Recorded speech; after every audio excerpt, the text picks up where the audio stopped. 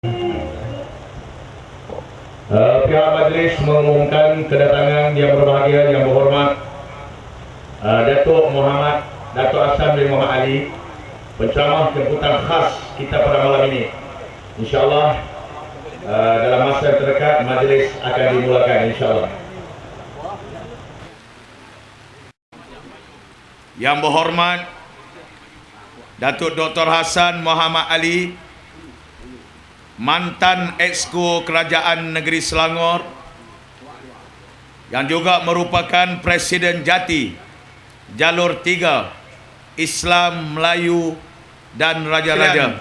Untuk tidak melengahkan masa, tuan-tuan, saya dengan segala hormatnya mempersilakan Yang Berhormat Datuk Dr. Hassan Muhammad Ali selaku Presiden Jati, dipersilakan. Assalamualaikum warahmatullahi wabarakatuh.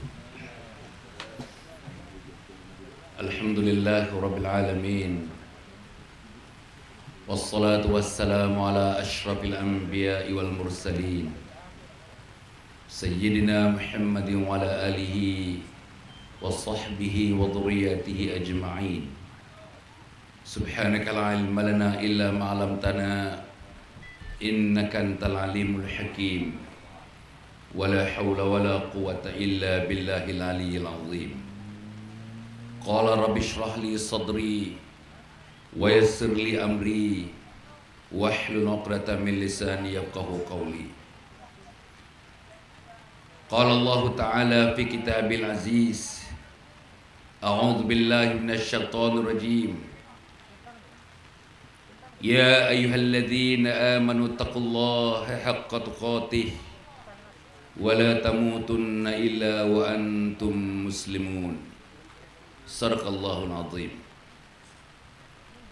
Saudara yang dikasihi pengacara majlis, Saudara Ustaz Muhammad Saruji Afandi Haji Yahya, yang berbahagia Saudara Zainal Matra, yang merupakan pengurusi Persatuan Bekas-Bekas Polis bagi daerah Pengkalan Hulu ini, yang berbahagia Tuan Haji Osman Saleh, penasihat kepada Persatuan Bekas-Bekas Polis yang berada di atas pentas ini, seluruh tenaga pengendali yang mengendalikan majlis pada malam ini, saudara dan saudari, teman-teman saya, tuan-tuan dan puan-puan, hadirin hadirat yang dimuliakan oleh Allah Subhanahu wa taala. Terlebih dahulu, saudara, saya melafazkan syukur kepada Allah Subhanahu wa taala. Saya dijemput datang ke Pangkalan Hulu ini bersama dengan rombongan saya. Datang kemari, alhamdulillah, sambutannya, persediaannya yang begitu hebat. Jarang saya saksikan persediaan yang sehebat seperti ini. Saudara, teman-teman kita bekerja siang malam pagi petang. Saudara Salahuddin menelpon saya 20 kali kemarin untuk menentukan Hassan Ali akan tampil dalam majlis yang dianjurkan oleh Persatuan Bekas-Bekas Polis bagi Pangkalan Hulu ini. Saya tak nampak ada lagi tempat yang mempunyai komitmen yang sedemikian, pengendali-pengendali, penganjur-penganjur yang sedemikian. Saya yakin komitmen itu ditunjukkan semata-mata kerana kita ingin menjadi pembantu penegak dan mereka yang mempertahankan agama Allah Subhanahu wa taala. Tuan-tuan datang bukan nak melihat wajah saya. Wajah saya hampir hari-hari dalam akhbar, hampir hari-hari dalam televisyen. Tetapi tuan-tuan nak mendengar mesej yang saya nak sampaikan. Itu sebab tuan-tuan datang daripada Sik, tuan-tuan datang daripada Baling, tuan-tuan datang daripada Greek, tuan-tuan datang daripada Kampung Air Panas, Kampung Selarong dan sebagainya. Semata-mata kerana tuan-tuan ingin mendengar mesej sebagaimana yang disebutkan sebentar oleh saudara pengacara majlis sebentar tadi.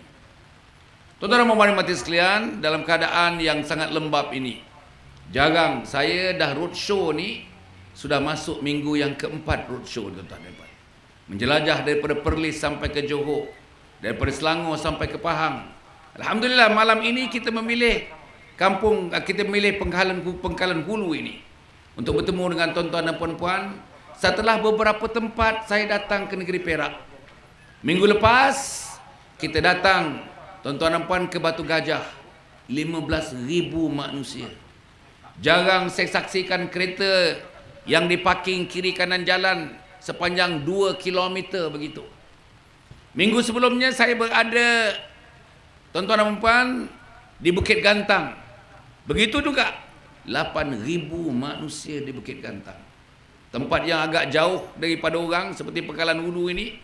Tapi bila mereka nak mencari satu mesej kebenaran, mereka nak cari satu kebenaran dalam hidup mereka, supaya mereka dipandu oleh kebenaran, maka kita dapati berduyun-duyun hadir dalam majlis itu. Saudara, kalau tidak hujan pada malam ini, kalau keadaan mengizinkan, saya diberitahu teman-teman Baling sudah bersedia nak datang, teman-teman Sikh sudah bersedia nak datang, teman-teman Greek sudah bersedia nak datang, hatta teman-teman daripada Siam pun dilaporkan kepada saya sudah bersedia untuk bersama-sama dalam majlis ini. Tetapi keadaan inilah dia. Wa makaru wa makarallah wallahu khairul makirin. Kita merancang dan Allah merancang. Perancangan Allah lah subhanahu wa ta'ala yang sebenar-benarnya, perancang yang sebenar-benarnya. Apapun hakikatnya, penganjur-penganjur terdiri daripada saudara Zainal dan teman-teman, kita harus bersabar dan berserah kepada Allah subhanahu wa ta'ala. Saudara telah melakukan yang sebaik-baiknya.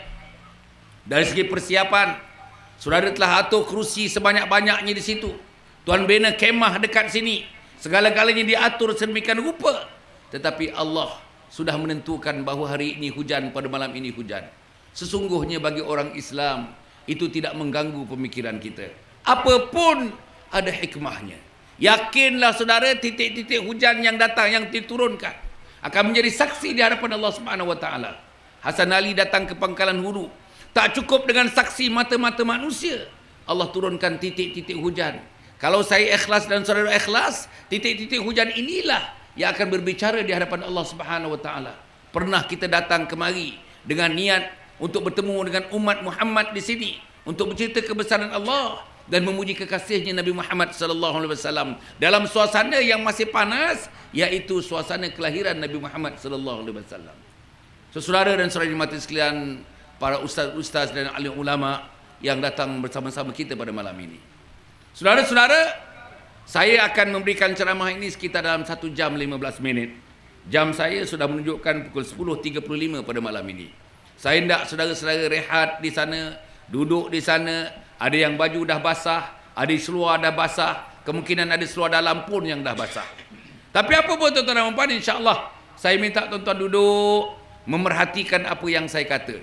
Duduk memikirkan apa yang saya kata. Tuan-tuan tapis sendiri. Yang baik dijadikan tauladan, yang buruk dijadikan sempadan, tuan-tuan dan puan. Saudara-saudaralah pemikir-pemikir yang terbaik. Apa yang saya katakan mungkin tidak 100% benar, dan apa yang saya katakan juga tidak 100% salah. Kitalah yang akan memikirkan yang baik untuk disampaikan kepada ahli keluarga, anak isteri dan sahabat-sahabat handai kita. Di pejabat, di rumah, di kampung. Besok kita makan roti canai pagi minggu, insya-Allah kita bercerita dengan kawan-kawan kita. Kita bercerita yang baik-baik insya-Allah, supaya kebaikan itu datang kepada kita.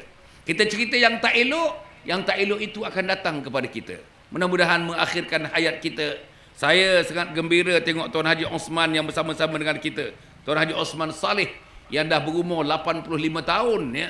Tuan-tuan masih kuat lagi tuan-tuan. Masih kuat lagi. Masih bertenaga lagi. Masih boleh cerita zaman-zaman silamnya.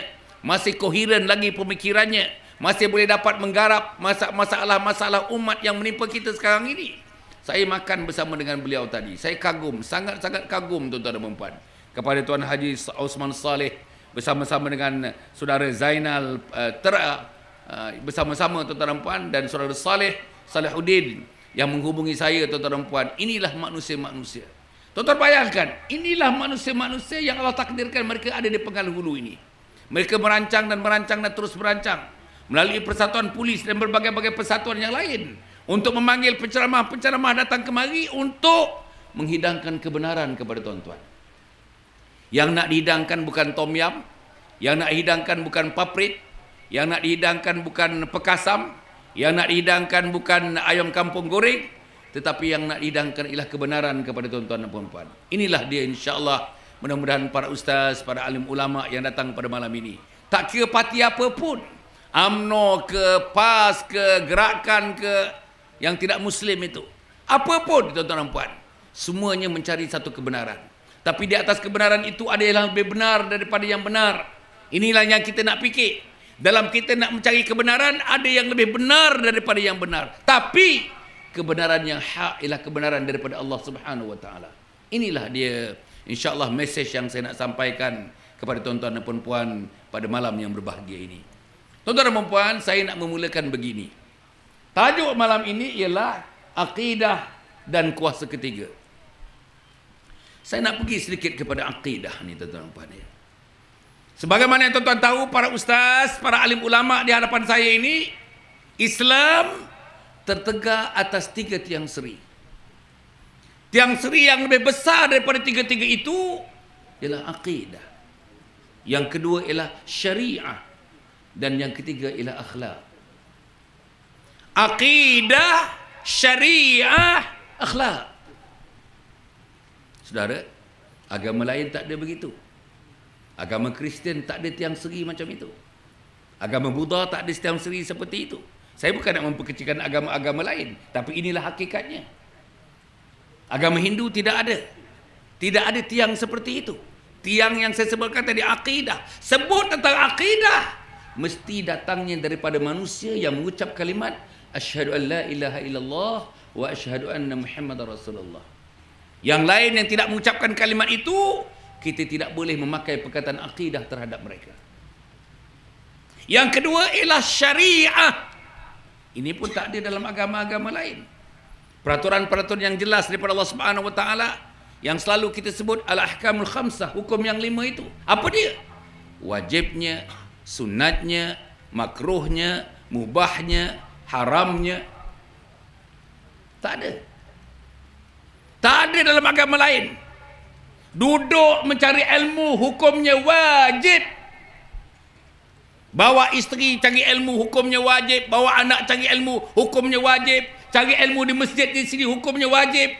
Ini masjid apa nama dia? Masjid daerah, Masjid Jamik. Masjid Jamik Pangkalan Hulu. Dia tak ada nama-nama khas. Macam Masjid Jamik Pangkalan Hulu. Tadi saya datang sudah ada kuliah dekat situ. Wajib. Bila pula tu tuan-tuan dan puan? Bila masanya haram mencari ilmu. Ilmu yang tidak diridai oleh Allah Subhanahu wa taala. Ilmu memukau, haram. Ilmu membuat orang jadi gila, haram. Ilmu membuat orang suka kepada kita tuan-tuan dengan jampi, mentera dan sebagainya, haram.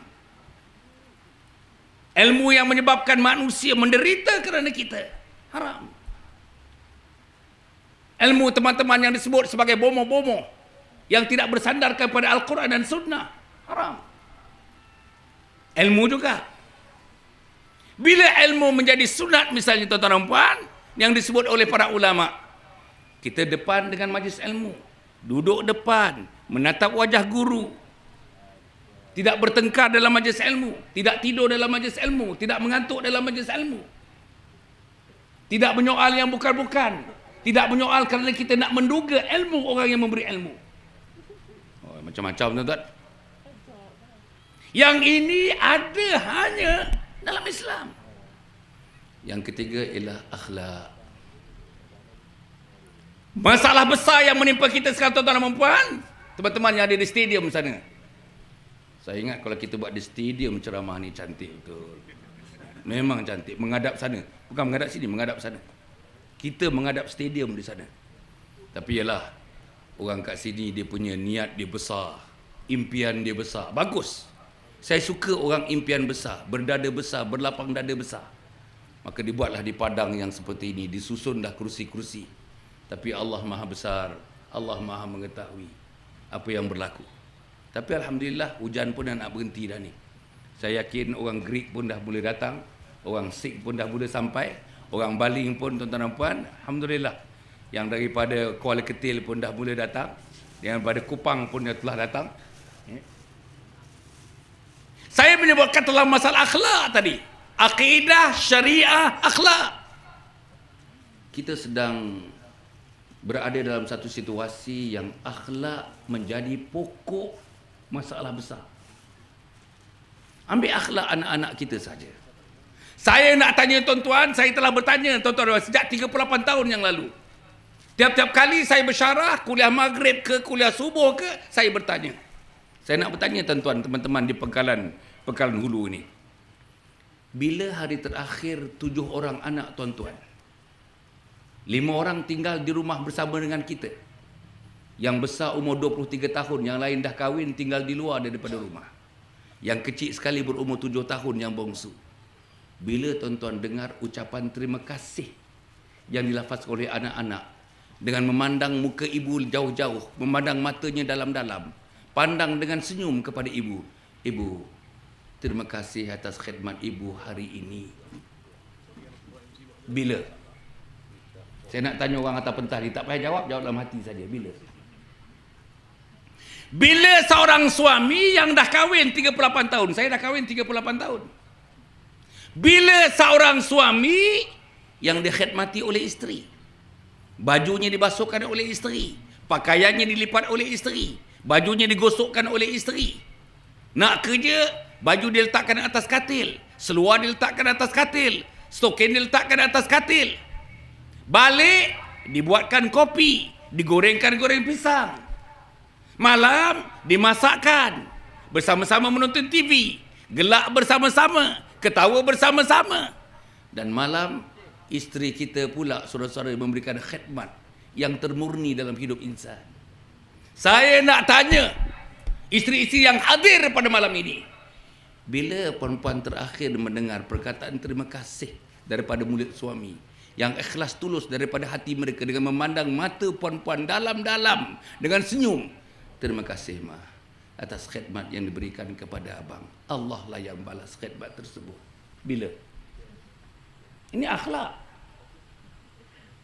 Nabi Muhammad sallallahu alaihi wasallam dengan kawan-kawannya, dengan Abu Bakar Siddiq, dengan Umar bin Khattab, dengan Utsman bin Affan, perkataan terima kasih ni tulang syukran ni basah mulut. Terima kasih, terima kasih, terima kasih, terima kasih, terima kasih. Inilah yang berlaku. Kita boleh satu hari bagi terima kasih. Orang suat khabar, kita panggil suat khabar, kita bayar duit, dia bagi suat khabar, terima kasih. Beli roti dekat kedai, kita ambil roti, kita bagi duit, terima kasih. Jumpa bos dekat pejabat, masuk bilik dia, dia dah bagi penerangan sebelum keluar, terima kasih. Naik pula kereta, tumpang kereta kawan, hantar sampai tepi rumah. Sebelum keluar kereta, sebelum tutup, terima kasih. Tapi dah masuk rumah, kenapa tak terima kasih pada isteri? Kenapa tak terima kasih kepada bapa mentua? Bapa mentua yang tinggal di rumah kita dah masuk tahun yang ke-7 dah. Kenapa tak bagi terima kasih kepada mak mentua yang juga 7 tahun dah tinggal di rumah kita? Kenapa tak bagi terima kasih kepada ketua kampung? Kenapa tak bagi terima kasih kepada ketua rela?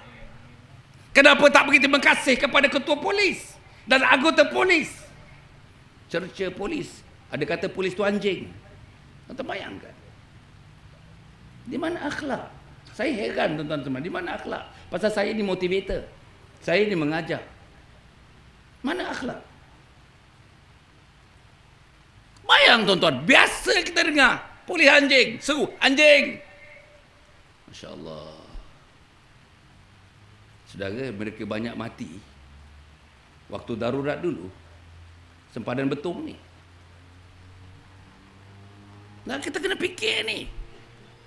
Bapa kita terselamat dan terus hidup sekarang ni kerana mereka ada dengan izin Allah Subhanahu Wa Taala. Kita lepas pergi Ipoh satu masa dulu kerana mereka ada. Tapi apa yang kita bagi kepada mereka pasal akhlak tak ada. Kita samakan dengan mereka dengan pokok. Kita tak samakan mereka dengan air, dengan gunung, dengan api, dengan laut. Tapi kita samakan mereka dengan antara haiwan yang paling dikutuk, yang paling dikeji dalam Al-Quran. Antaranya lah anjing. Tuan-tuan bayangkan dia. Saudara-saudara yang saya maksud sekalian, saya bukan nak buat ceramah begini, bukan ceramah maulid saya nak buat malam ni. Tapi saya nak bagi tahu tuan-tuan dan puan-puan, dari segi akidah kita sudah nampaknya tewas lama dari segi akidah. Tuan-tuan tanya anak tuan-tuan balik ni, saya cadang tuan-tuan. Anak tuan-tuan yang tinggal di rumah umur 25 tahun, 23 tahun. Anak tuan-tuan perempuan 18 tahun di rumah. Cuba tuan-tuan tanyakan. Apa arti kalimah syahadah? Dia boleh jawab. Apa tuntutan kalimah syahadah? Dia tak boleh jawab. Apa implikasi kalimah syahadah? Dia tak boleh jawab. Apa hubungannya barisan yang pertama dengan barisan yang kedua? Sebab itu kita sebut syahadatain. Saksi yang pertama, penyaksian yang kedua. Apa saksi yang pertama, penyaksian yang pertama? Asyhadu an la ilaha illallah. Yang kedua, wa asyhadu anna Muhammadar Rasulullah. Dan kalau kita tanya pula anak-anak kita, ini fardu ain, ini fardu ain. Apa dia tauhid rububiyah? Apa dia tauhid uluhiyah? Tak boleh jawab. Saya yakin tak boleh jawab. Macam mana? Macam mana kahwin beristeri tak tahu tentang syahadatain? Macam mana beranak, dah 3 anak tak tahu tentang syahadatain? Macam mana bercucu? Saya dah bercucu dah. 6 orang cucu saya. Masih tak tahu tentang tuntutan syahadah. Macam mana kita masih tak tahu lagi cucu dah 18 orang. Umur 70 dah. Tak tahu lagi apa yang membatalkan syahadah. Apa yang membatalkan syahadah? Kalau kita tak tahu, hari-hari kita buat. Kita mempersoalkan Nabi Muhammad, batal syahadah. Kita menghina Nabi Muhammad. Alah, Quran-Quran tu Nabi tulis, batal syahadah. Ada satu kumpulan manusia sampai sekarang pun ada Quran dikata Nabi tulis, bukan wahyu daripada Allah Subhanahu Wa Taala. Macam mana? Ada satu masa dulu tuan-tuan menghina hukum hudud. Puaslah kita makan sup-sup tulang. Tuan-tuan bayangkan. Hudud tak boleh pakai sekarang ni. Mana boleh pakai hudud? Tak boleh. Hudud hanya zaman Rasulullah, zaman unta. Batal syahadah. Tuan-tuan bacalah. Tuan-tuan baca, ada buku namanya 20 perkara membatalkan syahadah. Ada buku 10 perkara membatalkan syahadah. Kalau tuan-tuan pergi Mekah, masa saya pergi Mekah kali pertama, kali kedua, kali ketiga, masa balik dekat airport dibekalkan dengan satu buku perkara-perkara yang membatalkan syahadah. Jadi macam mana hari-hari? Ragu tentang semayang. Pasal kita malas nak semayang subuh, ragu. Ya ke Allah suruh? Batal syahadah.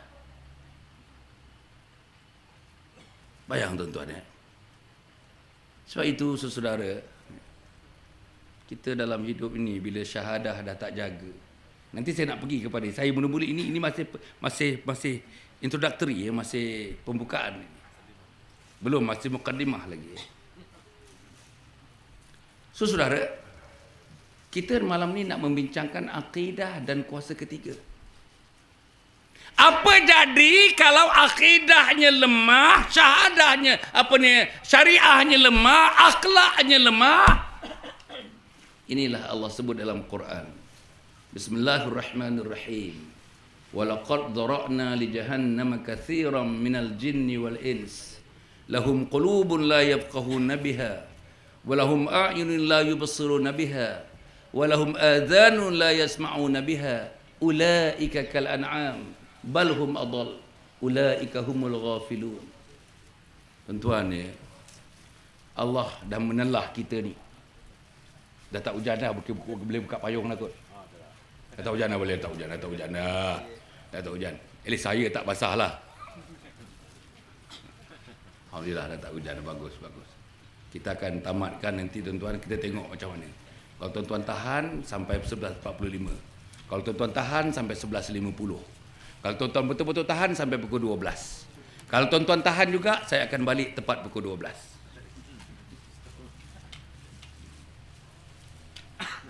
Apa Allah kata? Bila akidah sudah tidak dapat dipertahankan. Ini berlaku pada diri kita. Berlaku pada anak kita. Berlaku pada teman-teman kita. Berlaku pada jiran kita. Berlaku pada anak perempuan kita. Berlaku pada laki-laki, anak laki-laki kita, berlaku pada suami kita, berlaku pada isteri kita, berlaku pada seluruh anggota keluarga kita. Tentang akidah. Pasal apa dia jadi gitu? Dia tak semayang. Tak semayang. Sekarang ni bilangan yang tak semayang jauh lebih ramai daripada bilangan yang semayang. Bilangan yang tak pergi masjid jauh. 98% tak pergi masjid, 2% saja pergi masjid. Ada tempat 1%. Saya nak bagi tahu tuan-tuan. Katakanlah kawasan ini ada 3,000 orang.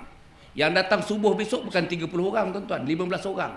Maknanya setengah peratus, bukan 1%, setengah peratus. Setengah peratus, 0.5%. Bukan 1%, 0.5%. Tak ada. Siapa ada pergi masjid? Besok pagi diserukan, hayya 'alas solah. Marilah kepada solat. Mana ada? Mana ada? Jiran masjid ni berapa ramai tuan-tuan dan puan? Jiran masjid ni. Quarters-quarters yang dekat dengan masjid, chalet yang dekat dengan masjid, apa lagi yang dekat dengan masjid ni? Balai polis yang dekat dengan masjid, pendidikan yang dekat dengan masjid, sekolah yang dekat dengan masjid, apa lagi? Apa yang dekat masjid ni? Jabatan hutan yang dekat dengan masjid, apa lagi? Apa lagi yang dekat dengan masjid ni? Tentera yang dekat dengan masjid, mana mereka? Mana mereka? Saya nak tanya tuan-tuan, mana mereka? Macam mana Allah nak bantu kita? Kita tak bantu Allah Subhanahu Wa Taala. Macam mana Allah nak jaga rumah kita? Pasal kita tak jaga rumah Allah. Macam mana Allah nak bersihkan rumah Hasan Ali kalau Hasan Ali dan isteri dan anak-anak tidak membersihkan rumah Allah Subhanahu Wa Taala?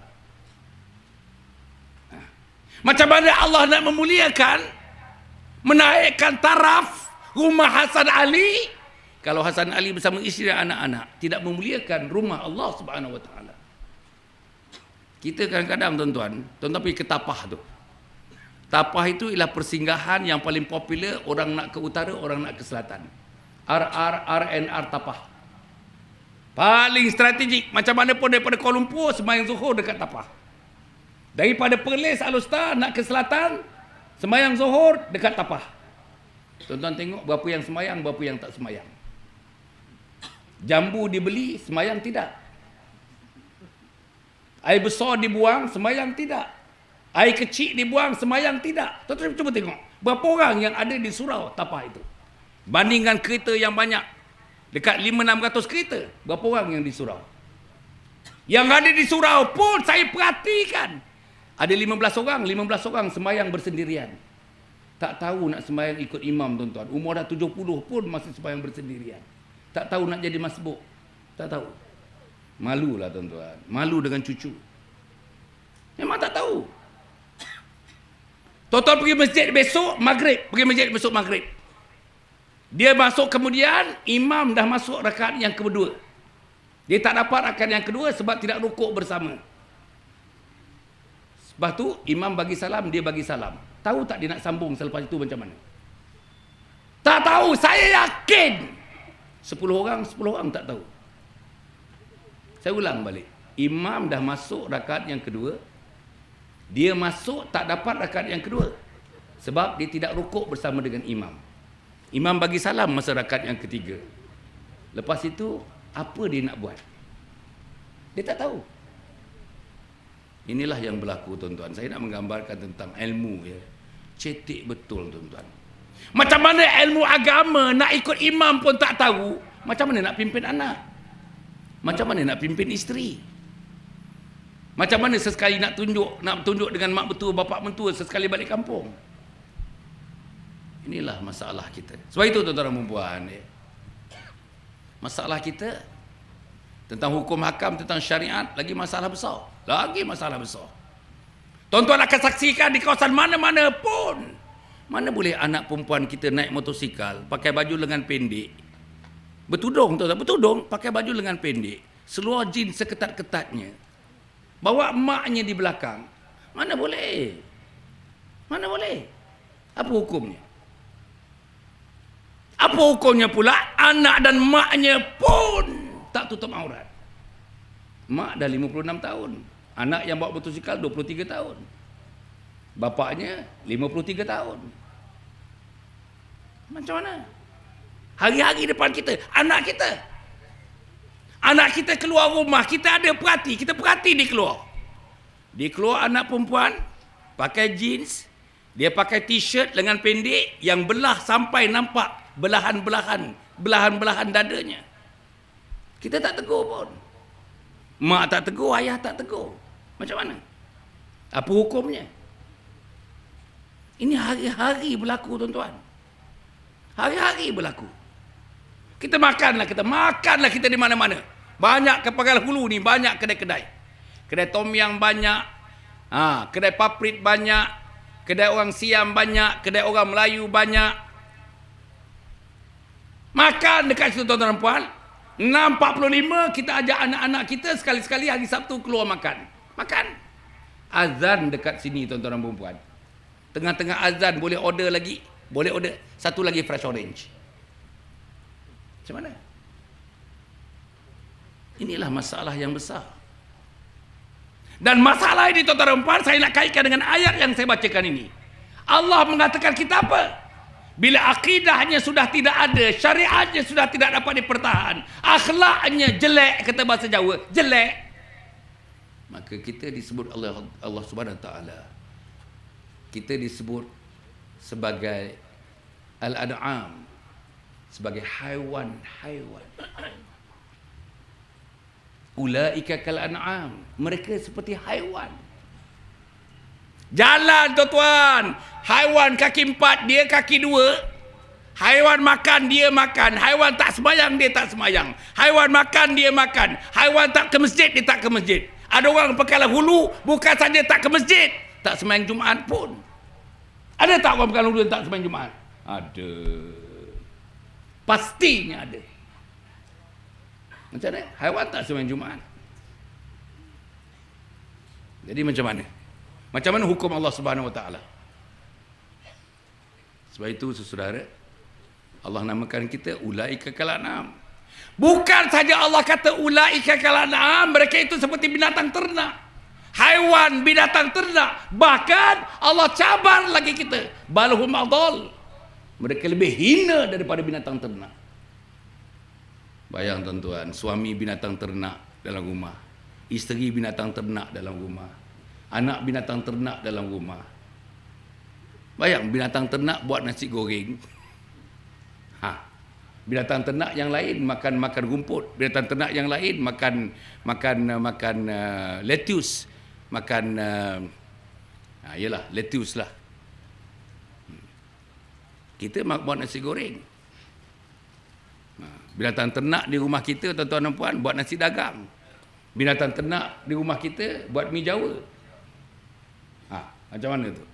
Tapi binatang ternak, Allah kata ulaika kal an'am, mereka seperti binatang ternak. Saudara, saya tak mau panjangkan cerita ini. Ini saya gambarkan kehidupan yang saudara tidak boleh menafikannya. Daripada tidak memberi terima kasih tadi, sampai cerita binatang ternak, tak ada seorang di atas pentas ni yang boleh menafikan kebenarannya. Sebab apa yang saya katakan ini berlaku dalam rumah tangga kita. Tak sembahyang, anak kita tak sembahyang. Tak tutup aurat, anak kita tak tutup aurat. Kalau anak kita tak tutup aurat, anak saudara, kalau anak kita tutup aurat, anak saudara tak tutup aurat. Anak saudara oleh kerana masuk sekolah asrama duduk dengan kita. Sebab itu, tuan-tuan dan puan, insya-Allah ya. Okey. Ini masalah akidah, masalah syariah, masalah akhlak, masalah penghayatan Islam yang kita hadapi. Saya, Hasan Ali ni, masuk politik 15 tahun yang lalu. Pilih parti PAS. Sebelum tu saya pegawai tinggi kerajaan. 20 tahun saya dalam perkhidmatan takbir dan diplomatik. Sebahagian besarnya khidmat di Jabatan Perdana Menteri. Dan pernah menjadi DO di daerah Kuala Selangor. DO, tuan-tuan. DO. Masuk politik 15 tahun yang lalu, pilih PAS. Pasal apa saya pilih PAS? Pasal ketiga-tiga perkara yang saya sebutkan tadi wujud sejak 20-30 tahun yang lalu yang saya sedar. Apa masalah ketika itu dan masalah ketika ini? Masalah akidah. Saya tak mau ulang lagi dah.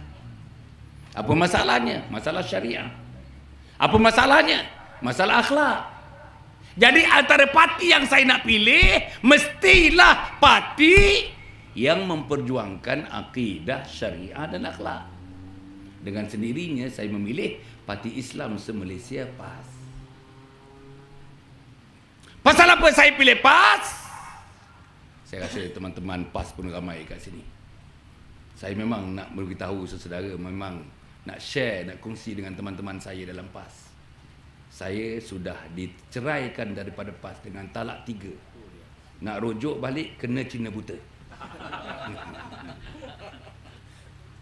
Dah masuk sebulan setengah dah. Okay. Kenapa saya pilih PAS? Pertama, kerana PAS nak menegakkan negara Islam.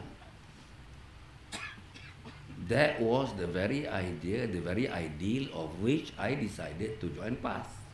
Cakap orang putih sikit lah. Pengalang wudu ni pun gaya-gayanya macam orang kat Scotland kat sana. Gaya-gaya, cuaca dia lah. Cuaca dia macam Scotland. Saya makan tadi punya seronok lah tuan-tuan. Punya seronok saya makan tadi. Memang tuan-tuan ni. Saya rasa sambal belacan, saya dah hidup lebih 60 tahun tuan-tuan. Dalam dunia ni saya dah round dunia, 3 kali round dunia. Tak ada sambal belacan macam di Pengalang Wudu ni. Betul tuan-tuan. Sedap betul. Saya nak suruh bungkus, saya malu. Akhirnya saya suruh bungkus pekasam juga tadi.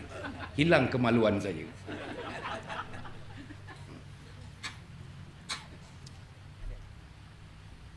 Saya pilih PAS. Pasal apa tadi?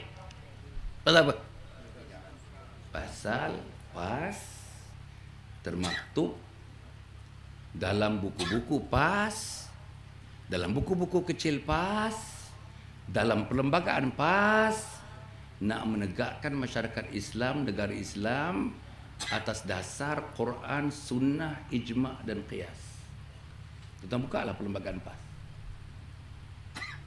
Maka Hasan Ali memilih PAS.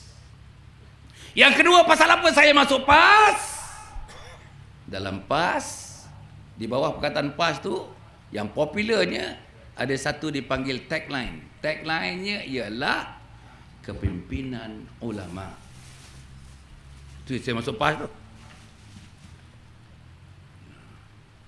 Kepimpinan ulama. Cik Salahuddin ni dia buat semua kerja je.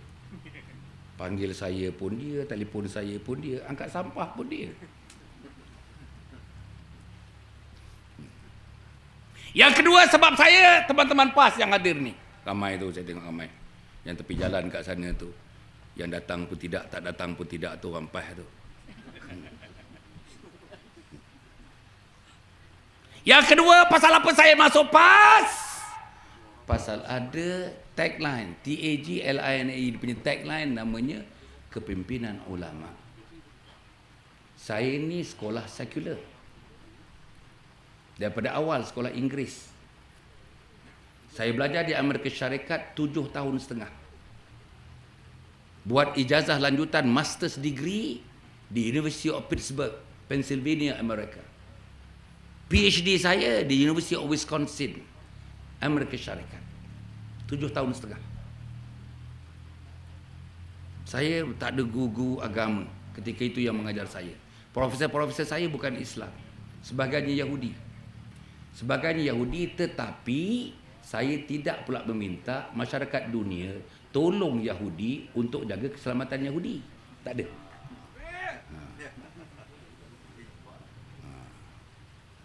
Saya tak ada masuk kumpulan itu. Kumpulan itu dia tak belajar di negeri barat pun. Dia belajar Universiti Malaya aja. Tapi fikirnya lebih Yahudi daripada Yahudi. Saya belajar di barat. Maha guru saya Yahudi. Tapi saya tidak pernah terpanggil untuk menyokong Yahudi. Itu beza dia tu. Saudara Muhammad sekalian, apa arti kepimpinan ulama? Saya enggak. Saya dinasihat oleh ulama. Saya ditunjuk ajar oleh ulama. Pasal saya orang sekular. Belajar ilmu sekular. Ilmu saya ialah urban science. Sains perbandaran. Itu ilmu saya. Bukan usuluddin. Bukan usul fiqh. Bukan bahasa Arab. Bukan. Jadi, saya perlukan tunjuk ajar oleh ulama. Dipimpin oleh ulama. Ditegur oleh ulama. Dihala tujukan oleh ulama. Disebelahkan oleh ulama. Digauli oleh ulama. Sebab itu saya masuk PAS. Parti lain tak ada itu. Yang ketiga, pasal apa saya masuk PAS? Saya lihat moral character atau karakter akhlak orang-orang PAS yang dulu, yang sekarang ni tak boleh cerita dah. Yang dulu, masa zaman Datuk Fadil Noor, Masya Allah, seronok dalam PAS. Saya nak hadir mesyuarat Jabatan Kuasa PAS Pusat. Tuan-tuan dan puan, saya nak minta maaf, saya bukan nak sombong apa pun. Tuan-tuan boleh semak dalam PAS. Saya bukan nak sombong, tuan-tuan jangan kata saya sombong.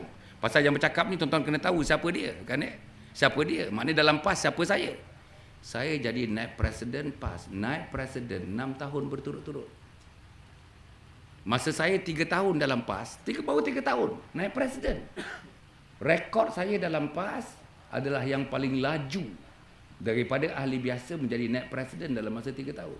Tak ada rekod itu pada orang lain. Tak ada. Saya jadi Pesuruhjaya PAS Negeri Selangor 8 tahun berturut-turut. 8 tahun. Jadi kalau saya nak cerita pasal PAS, saya faham betul-betul. Kalau nak cerita dasar PAS, saya faham betul-betul. Pasal saya orang dalam. Bukan saja orang dalam. Saya pemimpin. Bukan saya pemimpin. Saya bersama-sama membentuk dasar perjuangan PAS. Orang luar-luar cakap ni, tak payahlah tuan-tuan nak percaya pun boleh, tak percaya pun boleh. Tapi saya orang dalam. Bukan sebarang orang-orang. Bukan ahli-ahli. Bukan macam ahli-ahli biasa. Macam kampung Kuak Ulu punya ahli begitu saja. Tidak. Ada kampung Kuak Ulu? Ada nama kampung Kuak Ulu ni ada? Ada. Tapi saya bersama-sama di dalam. Bersama-sama bermesyuarat. Bersama-sama berkonsultasi. Bersama-sama mencari idea. Bersama-sama mencari pendekatan. Dan akhirnya bersama-sama memutuskan. Pasal saya naib presiden. Naib presiden tu nombor 3 besar dalam PAS. Nombor 1 presiden. Nombor 2 timbalan presiden. Nombor 3 naib presiden. Jadi 3 perkara. Berapa perkara tuan? 3 perkara. Mendirikan negara Islam. Memang saya tidak. Yang kedua tadi apa tuan-tuan puan? Takkan ulama pula ada tugasnya. Kepimpinan ulama. Dan yang ketiga, moral yang ditunjukkan oleh pemimpin-pemimpin PAS. Saya tertawan, saya dah pergi rumah Datuk Nik Aziz Nikmat. Rumah separuh kayu tuan-tuan. Cari mana-mana pemimpin dalam Malaysia ni rumah. Dah jadi menteri besar 23 tahun, rumah separuh kayu. Ustaz Hadi punya rumah separuh kayu. Saya tertawan. Hidup macam biasa saja. Bila ada masa, Ustaz Hadi jadi nelayan. Hidup macam biasa. Pagi-pagi bagi kuliah. Mengimamkan sembahyang, bagi kuliah. Bertahajud tidak tinggal. Kan tertawan saya.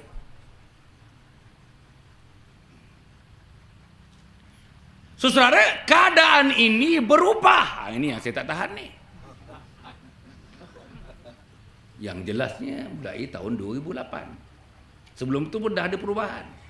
Tapi tak menonjol. Perubahan yang menonjol 2008. Pasal apa berubah? Bila ada satu kumpulan masuk PAS beramai-ramai.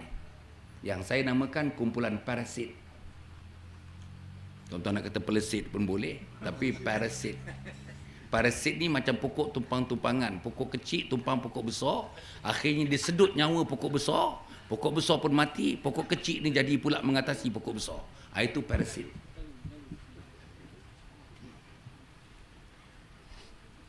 Saudara yang saya muliakan sekalian, bila parasit ni datang, kacau bilo lah, kacau bilo.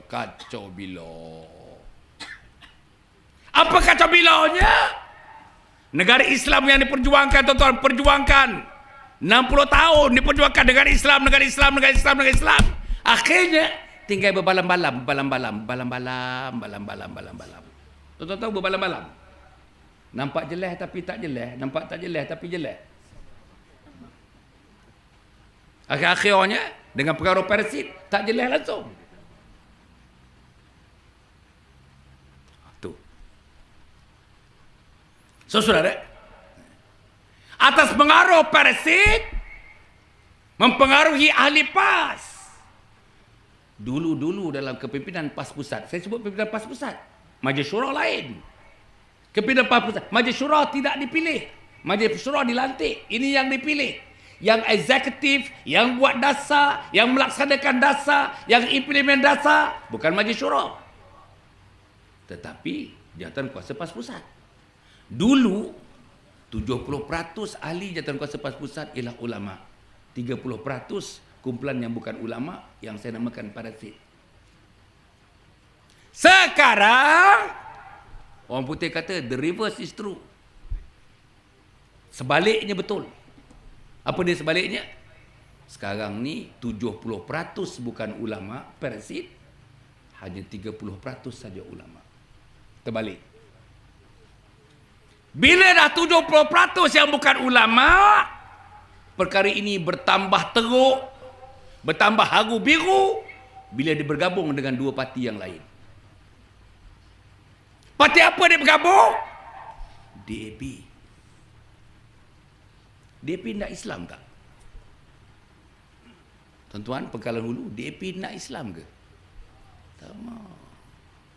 Apa Karpal Singh kata? Langkah mayat aku dulu. Bila dia nak jadi mayat, kita pun tak tahu. Betul-betul.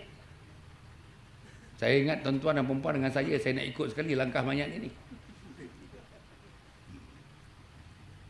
Yang kedua, tuan-tuan dan perempuan, yang menyebabkan haru biru ini, PAS bergabung pula dengan PKR. Dalam PKR sekarang 40% orang bukan Islam, 60% saja Islam. Dan yang menjadi haru biru itu ialah ketua umumnya menghadapi berbagai-bagai masalah sejak 10-15 tahun yang lalu sampai sekarang. Terutama masa dia memimpin Pakatan Rakyat PKR. Tak habis-habis masalah. Masalah berat bukan masalah tak berat. Tuan-tuan buka dalam blog-blog, tuan-tuan buka dalam website, tuan-tuan buka dalam portal, tuan-tuan buka dalam Facebook, tuan-tuan buka dalam Twitter. Allah, tuan-tuan. Dan dia tidak pernah menafikan. Orang sumpah laknat, dia tak pernah mahu sumpah laknat. Kalau dia bersumpah laknat atas kebejatan moral yang dilakukan, sayalah orang yang pertama akan tepuk bahu dia. Syabas. Tapi dia tak mahu sumpah laknat. Datuk itu, datuk ini sumpah laknat. Orang itu, orang ini sumpah laknat. Dia tak sumpah laknat. Ini masalah besar bagi saya. Macam mana kita nak mempertahankan diri kita? The best defense from Islamic point of view, the best defense is sumpah laknat antaranya. Tapi dia tak mau sumpah. Dan DAP ndak, PAS pun ndak, PKR pun ndak apa? Nak menjadikan dia Perdana Menteri Malaysia. Allah. Bayanglah tuan-tuan. Bayanglah tuan-tuan. Macam mana Hasan Ali? Macam mana kedudukan Hasan Ali? Dia nak sokong ke tak sokong? Macam mana kedudukan Hasan Ali? PAS bergabung dengan DAP. Dia nak sokong ke tak sokong? Macam mana kedudukan PAS bergabung dengan PKR? Dengan kedudukan PKR yang sedemikian, tuan-tuan dan puan. Terutamanya ketua umumnya. Masalah moral yang dihadapi tak selesai sampai sekarang. Ini masalah. Bagi saya ini masalah. Mungkin saudara tak nampak masalah, Teman-teman dalam Pakatan Rakyat tidak nampak masalah, tapi saya nampak masalah. Nombor 3 tuan-tuan, nombor 3 dalam pembentangan saya ni, saya nak berikan apa dia masalah operasi yang saya hadapi bila saya menjadi ahli Exco selama 3 tahun 11 bulan. 3 tahun 11 bulan tuan-tuan, 3 tahun 11 bulan. Exco tuan-tuan. Siapa dia Exco ni? Exco ni ialah menteri di peringkat negeri. Kalau di Sabah dan di Sarawak namanya menteri. Kan? Menteri Kesihatan, Menteri Pertanian, Menteri Kemajuan Bandar, Menteri Kemajuan Luar Bandar. Sabah Sarawak pakai menteri. Negeri-negeri yang lain pakai Exco, tak pakai menteri. Saya Exco 3 tahun 11 bulan. Selama saya jadi Exco, hal ehwal Islam. Islam saya jaga. Adat Melayu saya jaga. Infrastruktur saya jaga. Kemudahan awam pun saya jaga. Infrastruktur kemudahan awam tak ada masalah. JKR di bawah saya, JPS di bawah saya. Tak ada masalah. Duit ada, projek jalan. Duit ada, jambatan dibuat. Duit ada, jalan dibuat. Duit ada, bangunan dibuat. Tak ada masalah. Selangor ada duit. Selangor antara negeri yang ada duit di Malaysia ini. Jadi tak ada masalah. Negeri lain ada masalah sikit. Selangor tak ada masalah. Duit alhamdulillah. Tapi yang jadi masalah tuan-tuan dan puan ialah bila saya cuba membawa hal ehwal Islam. Mentadbir mengurus bersama-sama Jais Maiz hal ehwal Islam. Mentadbir mengurus adat-adat Melayu bersama dengan Padat namanya. Padat ni saya tubuhkan badan berkanun negeri namanya Perbadanan Adat Melayu dan Warisan Selangor, namanya Padat. Bila saya pegang saja Exco tu, saya terus tubuhkan perbadanan ini melalui enactment Kerajaan Negeri Selangor. Tuan-tuan dan puan-puan mati sekalian. Apa masalah saya? Masalah saya ialah saya nak perlahan-lahan mempraktik satu enactment namanya Enactment Jenayah Syariah Selangor 1995. Tuan-tuan kena dengar betul-betul ni. Ni Exco bercakap ni. Kan? Bukan kami Exco bercakap, Exco yang bercakap. Bukan pegawai Exco bercakap, Exco yang bercakap. Saya cuba nak melaksana enactment Jenayah Syariah Selangor 1995. Dalamnya lebih daripada 40 kesalahan jenayah syariah. Antaranya mabuk, antaranya berjudi, antaranya mengurut, antaranya berzina, antaranya berkhalwat, antaranya tak sembahyang Jumaat, antaranya pakaian seperti laki-laki bagi perempuan, antaranya pakaian perempuan padahal dia laki-laki. Kan? Antaranya minum arak di depan orang ramai, kan? Antaranya tidak menutup aurat. Betul? Tak menutup aurat boleh didenda. Tak menutup aurat boleh didenda. Tapi agaknya pasal semua dah tak menutup aurat, nak denda apa? Sebahagian besarnya, bukan semua, sebahagian besarnya tak menutup aurat. Kalau betul-betul kita nak buat sekatan jalan raya, nak ambil tindakan mereka yang tak menutup aurat, Allah, nak letak kat lokap kat mana? Datuk bagi tahu saya nak letak lokap ke mana? Datuk Osman bagi tahu saya nak letak lokap kat mana? Jadi ada lebih kurang 40. Saya cuba nak buat berperingkat-peringkat. Mula-mula saya nak mempraktikkan peruntukan yang mengharamkan arak di kawasan orang Melayu, namanya di Shah Alam, Seksyen 1 sampai Seksyen 24. Kawasan tu nama Seksyen 1 Shah Alam, Seksyen 2 Shah Alam, Seksyen 7 Shah Alam. Pasal penduduknya majoriti orang Melayu, tak payahlah jual arak. Maka saya minta MBSA bekerjasama dengan MBSA pergi tengok kedai-kedai jual arak, dah bagi amaran, bertahun-tahun dah bagi amaran. Tak dengarnya. Makin ditambahnya lagi, makin ditambahnya lagi, makin ditambahnya lagi. Maka kita kata sita, ambil arak-arak tu. Maka yang melenting ialah DAP. Padahal yang kita sita tu orang Melayu. Kalau kita tangkap yang minum arak tu Cina, kita tak boleh tangkap. Pasal enactment tu untuk orang Islam, orang Melayu saja. Yang kita tangkap orang Melayu. Yang minum berterang-terangan orang Melayu. Yang minum di bawah 18 tahun yang kita tangkap orang Melayu. Yang tak berpuasa orang Melayu. Dan yang tak pergi sembahyang Jumaat orang Melayu. Mana orang Cina pergi sembahyang Jumaat? Tapi DAP tak setuju. Mati-mati tak setuju. Saya faham DAP tak setuju. Pasal dia parti orang kebersuluhannya Cina, India. PKR pun tak setuju. Pasal 40% adalah orang yang bukan Islam, bukan Melayu dalam PKR. Saya faham kenapa mereka tak setuju. Tapi yang saya tak faham, macam mana PAS Parti Islam pun boleh tak bersetuju. Betul? Ahli Parlimen Shah Alam tak setuju. Pemimpin-pemimpin PAS pusat tak setuju. Pasal apa dia kata tak setuju? Hasan, jangan tangkap dulu, jangan buat dulu, ketepikan dulu. Enactment jalan syariah ni ketepikan dulu. Sebab yang penting bagi kita, ke Putrajaya dulu. Betul. Biar dia rebeh. Ke Putrajaya dulu. Biar dia menunggang-menunggit. Ke Putrajaya dulu. Biar dia berbogel. Putrajaya dulu. Biar dia berzina. Ke Putrajaya dulu. Alasannya kalau kita dah pergi Putrajaya nanti, bolehlah kita laksanakan dengan kuasa-kuasa yang ada kepada kita. Tuan-tuan, saya nak jawab. Kalau di Selangor, satu daripada 13-14 negeri dalam Malaysia tak boleh buat, DAP tentang, PKR tentang, orang PAS pun menentang, dah sampai Putrajaya boleh buat. Kalau Pasing masih hidup, boleh buat. Pimpinan-pimpinan DAP masih hidup, boleh buat. Alasan tu, alasan kata bila pergi ke Putrajaya selesai masalah. InsyaAllah. Lepas tu saya buat tentang judi, tentang rumah urut. Yang terakhir tuan-tuan dan puan saya buat sebelum saya digugurkan daripada Exco.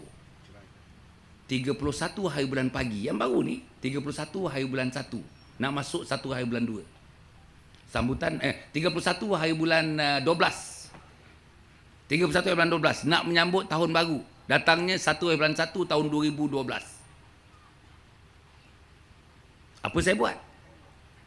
Saya tubuhkan 5 pasukan daripada penguasa JAIS untuk pergi menyiasat, menyerbu pusat-pusat hiburan yang berhibur tanpa batas. Saya sendiri ketua pergi. Exco turun. Exco turun tuan-tuan daripada pukul 1:30 pagi sampai pukul 5 pagi. Exco turun.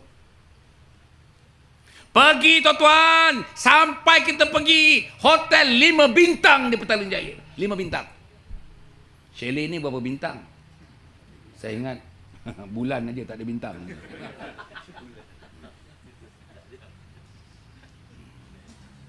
5 bintang. Pukul 3.45 pagi kita masuk dekat situ. 66 anak Melayu. 70% perempuan daripada 66. Tengah minum, tengah menunggang whisky, brandy, red wine, white wine, Johnny Walker, white label, black label. Itu nama-nama dia tu. Orang sini pun tahu tapi tak mau sebut je. Bila kita siasat, ambil IC, ambil statement, dalam keadaan dia menjawab tak pandang orang JAIS pun, punya sombong je. Tuang lagi whisky depan kita, tebuan lagi brandy, tuang lagi. Anak-anak perempuan ni. Umur antara 18 sampai 30 tahun, jambu-jambu, cantik-cantik, wangi-wangi. Pakaian mahal, kasut mahal, handbag mahal. Tapi moral, serendah-rendah moral. Akhlak, pakaian mahal, harga mahal, cantik-cantik belaka, tapi moral serendah-rendahnya di sisi Allah Subhanahu Wa Taala. Macam mana? Tuan-tuan dan puan, saya tak pandang kamera ya. Tak pandang langsung. Sesekali kena pandang tu. Kan dengan suara je, tengok jin mana pula bercakap. Okay. 1 hari bulan pagi, tadi 31 hari bulan. Tak ada berselang hari pun, esoknya saya mengetuai lagi 5 kumpulan. Pegawai-pegawai JAIS masuk polis, masuk rela. Kali ini 1 hari bulan kita pergi serbu hotel-hotel murah. Disebut budget hotel. Sini ada budget hotel. Kat Ipoh banyak. Kat Ipoh banyak. Kuala pun ada. Gerik, saya ingat ada. Budget hotel, hotel murah ni. Hotel murah kalau di Shah Alam, di Kuala Lumpur, dia mengenakan bayaran bukan ikut hari, bukan sehari semalam. Sini ni, chalet ni, dia sehari semalam. Biasa masuk pukul 12 hari ni, keluar besok pukul 12. Tapi hotel budget di Kuala Lumpur, di Shah Alam, di Petaling Jaya, dia punya bayaran ikut jam. 1 jam RM9.99. Apa maksud ikut jam? Apa maksud ikut jam? Sebagai polis dulu, boleh agak apa sebab ikut jam. Bayang tuan-tuan, ikut jam. 1 hari bulan pagi, kita serbu. Hotel-hotel budget hotel yang ikut jam ni. Masya Allah tuan-tuan. Saya ulang tak berapa puluh kali dah dalam ceramah saya. Sampai isteri saya malam tadi ingatkan, bang, dah lah bang, yang itu tak payah ulang lagi lah, dia kata. Yelah pasal dia ikut, kerap dia ikut, dia pun dah jemu mendengar saya punya ulasan-ulasan tu. Kami ketuk pintu. 20 minit baru dia buka pintu. Tuan-tuan nak tahu apa yang ada dalam bilik itu? 5 laki-laki mengerjakan seorang perempuan. Semuanya Melayu. Dan 5 termasuk 6 perempuan itu pelajar-pelajar universiti. Perempuan tu punya besar tuan-tuan, tinggi besar, sasa badan. Satu malam 5 orang ni nak mengerjakan macam ni, nak menumbangkannya.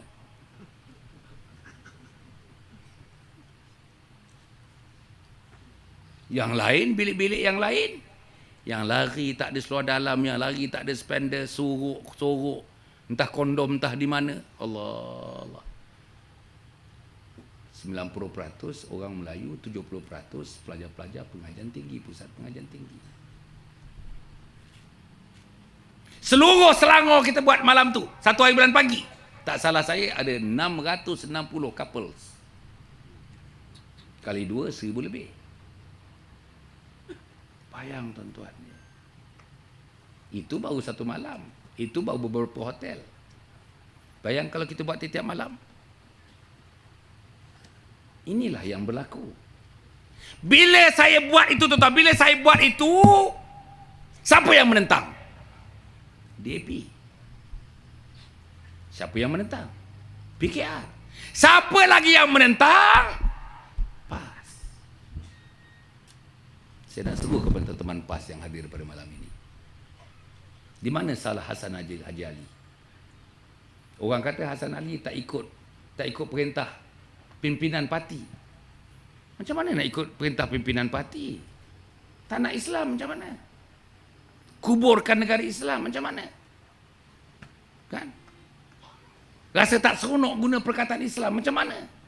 Bergabung dengan DAP yang memang dah jelas-jelas tak mahu Islam macam mana? Menabalkan Perdana Menteri yang menghadapi berbagai-bagai masalah moral bagaimana? Orang PAS sampai sekarang, orang PAS kat Pekanbaru Hulu kata Hasan Ali tak walak, tak ikut cakap ketua. Walak atas nama kita dan dia ikut syariat Islam. Itu walak. Walak atas nama kita ikut peraturan yang tidak menyalahi agama Allah Subhanahu Wa Taala. Tapi tak ada masalah walak. Dengan Datuk Fadil Noh saya walak, dengan Ustaz Adi pun saya walak. Tapi pengaruh daripada parasit dalam PAS ini menyebabkan saya tak sanggup walak secara membabi buta seperti itu, secara melulu seperti itu. Maka saya dipecat. Pecat. Dalam sejarah PAS, saya nak bagi tahu teman-teman PAS, dalam sejarah PAS sejak ditubuhkan sampai sekarang 60 tahun dah tuan-tuan dan puan, saya seorang saja atas kesalahan yang sedemikian dipecat. Yang lain dipecat mungkin ada kesalahan-kesalahan jenayah syariah. Saya tak ada. Saya dipecat oleh PAS bukan kerana rasuah, bukan kerana minum, bukan kerana menunggang, bukan kerana menonggin. Tak ada. Tak ada. Bukan kerana berzina, bukan kerana ditangkap berduaan, berkhalwat. Bukan kerana menyalahguna duit negeri. Bukan kerana masuk poket duit negeri, masuk poket sendiri. Bukan bagi projek kepada adik-beradik, bukan bagi projek pada isteri sendiri. Tak ada. Bukan menunjukkan akhlak yang jelek. Bukan tak pergi sembahyang Jumaat, bukan tak berpuasa. Bukan ada melakukan hal-hal bertentangan dengan akidah. Bukan terlibat dalam agama sesat. Bukan.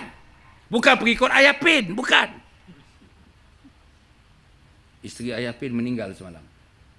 Salah satu daripada isteri ini. Sajalah pengumuman. Tak tahulah Ayah Pin dah turun atau belum daripada langit. Kita pun tak tahu. Tapi kesalahan saya ialah saya nak menegakkan Islam. Itu salah saya. Saya nak negara Islam. Itu salah saya. Saya mencegah minuman arak. Itu salah saya. Saya nak tutup rumah urut. Itu salah saya. Saya tak bagi peluang orang untuk berzina. Itu salah saya. Tuan-tuan boleh cek. Teman-teman saya boleh cek. Teman-teman orang PAS. Boleh tanya apa kesalahan Hasan Ali. Pesan nampak Hasan Ali berjoget-joget? Tak ada. Yang berjoget tu ada. Tapi bukan Hasan Ali. Dalam PAS pun ada. Bukan Hasan Ali. Tapi orang tu tak kena tindakan apa-apa. Tuan-tuan dan puan-puan mati sekalian. Jadi, saya nak bagi tahu teman-teman PAS. Yang menyedihkan sekali tuan-tuan dan puan, saya dipecat daripada PAS. Pecat. Yang pertama, saya tidak ada sampai sekarang melihat apa-apa pertuduhan terhadap saya. Hal disiplin mesti ada pertuduhan. Pertuduhan yang pertama, kamu didapati bersalah kerana menunggang dan menonggin pada hari ini, kesalahan ini bertentangan dengan peraturan parti 13.2 ke ini. Maka kamu menghadapi kamu didapati bersalah. Itu pertuduhan. Pertuduhan yang kedua begini, pertuduhan yang ketiga begini. Tak ada. Sebuti habuk tak ada. Sampai sekarang ni tak ada pertuduhan. Macam mana kita boleh menjatuhkan hukum pecat tak ada pertuduhan? Mahkamah mana ni tuan-tuan dan puan? Saya dah semak mahkamah-mahkamah nun di negara-negara komunis. Melalui internet saya dah semak di Rusia, saya dah semak di Romania, saya dah semak Czechoslovakia. Saya dah semak negeri-negeri Hungary. Saya dah semak dah. Mereka juga macam kita, kalau ada kesalahan disiplin, dibawa ke Percaturan Kuasa Disiplin, hukuman yang pertama amaran. Amaran. Betul. Orang yang Tuan Haji Osman ni, orang yang berpengalaman besar saya tengok ni. Allah, 85 tahun tuan-tuan. Nengok-nengok macam 58 tahun ni tuan-tuan ni. Betul tuan-tuan ni, betul. Terbesar cita-cita dia tu. Mula-mula amaran. Amaran pun ada dua jenis. Satu, amaran bertulis. Kedua, amaran lisan. Naik peringkat yang besar lagi ialah gantung. Gantung sebulan, gantung 2 bulan, gantung sebagai ahli. Masa digantung, tak boleh buat apa-apa. Pasal dia bukan ahli waktu digantung. Sementara. Yang ketiga, last resort. Orang putih kata last resort. Adalah dia punya proses-proses yang lain, tapi saya nak terus pergi. Yang ketiga, last resort. Yang terakhir, pecat. Kenapa saya dalam satu mesyuarat terus pecat? Apa sebabnya? Inilah pengaruh parasit. Parasit tak mau tengok Hasan dalam PAS. Parasit tak mau tengok Hasan dalam Jawatankuasa PAS Pusat. Parasit tak mau tengok Hasan duduk untuk bersama-sama membuat dasar PAS. Parasit tak suka Hasan menentang PAS bekerjasama dengan DAP dan Pakatan Rakyat. Itu. Sekarang ni yang macam pengurusi menyebutkan tadi, saya digugurkan daripada Exco. Tuan-tuan ya. Siapa yang tak mau jadi Exco? Gaji tidak mewah tapi sangat lumayan. Lagi Exco Selangor. Exco negeri-negeri lain tu saya rasa kurang. Dia macam Selangor ni, Masya Allah. Pasal anak syarikat banyak. Duduk anak syarikat Jaliyah ahli lembaga pengarah dengan exco. Gaji dia 40,000 sebulan, 50,000 sebulan. Betul tak? 40,000, 50,000. Kotek-kotek aja 50,000. Kotek-kotek aja 40,000. Saya boleh hidup. Jadi ahli exco kotek-kotek aja. Cakap tidak, apa pun tidak. Cukup bulan dapat duit. Cukup bulan dapat duit. Cukup tahun, satu pegal sekali, seluruh keluarga naik kapal terbang. Pergilah mana-mana dalam dunia ni. Kerajaan bayar. Perjalanan dalam negeri dengan keluarga. Kerajaan bayar. Api, kerajaan bayar. Air, kerajaan bayar. Rumah, kerajaan bayar. Mentokar, kerajaan bayar. Servant, pembantu rumah, kerajaan bayar. Gardener, tukang kebun, kerajaan bayar. Apa lagi? Apa lagi, tuan-tuan? Gaji, selesa. Tapi Hasan Ali tak tengok itulah, tuan-tuan. Betul? Hasan Ali tengok keredaan Allah Subhanahu Wa Taala. Hasan Ali tengok supaya Allah sayang saya, diharapkan saya sayang Allah Subhanahu Wa Taala.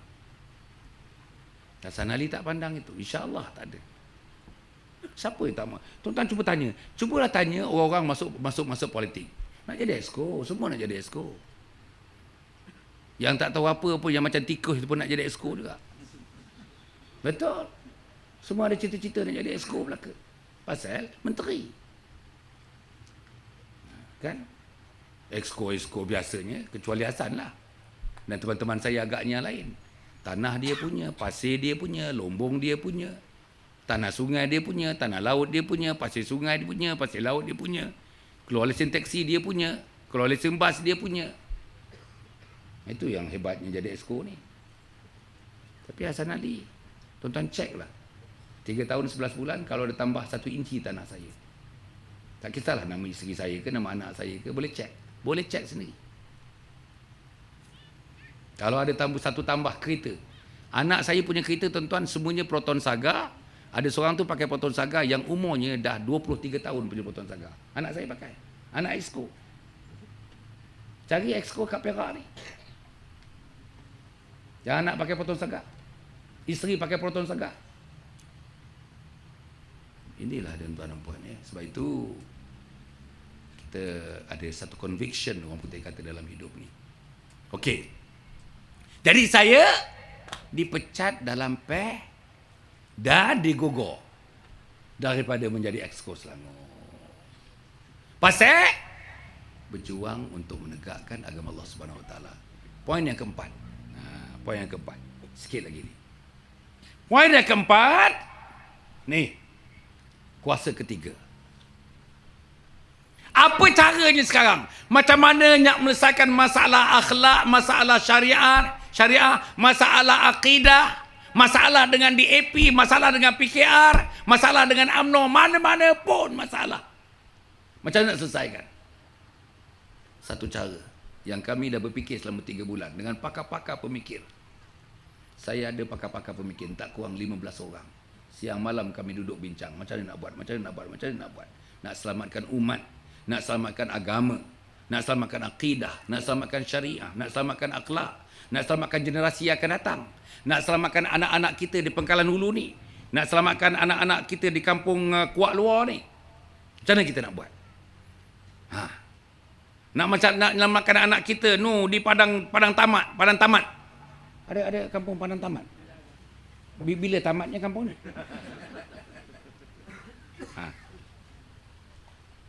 Nak selamatkan teman-teman anak tuan-tuan yang tinggal di kampung Tembusu. Apa kita nak buat? Kita menubuhkan satu NGO pertubuhan bukan kerajaan. Namanya Jati. Besok hari Senin pagi dalam pukul 7.30 begitu, tuan-tuan buka MHI TV3. InsyaAllah kalau tak ada pagar melintang, saya keluar menerangkan tentang Jati. Besok juga tuan-tuan ambil Mingguan Malaysia. Tak salah saya satu muka surat saya menerangkan mengenai Jati. Besok dapatkan Mingguan Malaysia besok. Apa dia Jati? Jati tertegak atas 3 perkara. Tadi kita punya pengerusi Saudara Zainal Matra telah menerangkan sedikit, dan kita punya pengurusi program kita, Ustaz Muhammad Saruji Apandi Haji Yahya, telah menerangkan kepada tuan-tuan. Jati, J-A-J-T-I-T, Jim Alif Jatayati, jati. Apa dia jati? Jalur. Tiga. Apa yang jalur tiganya? Islam, Melayu, Raja. IMR.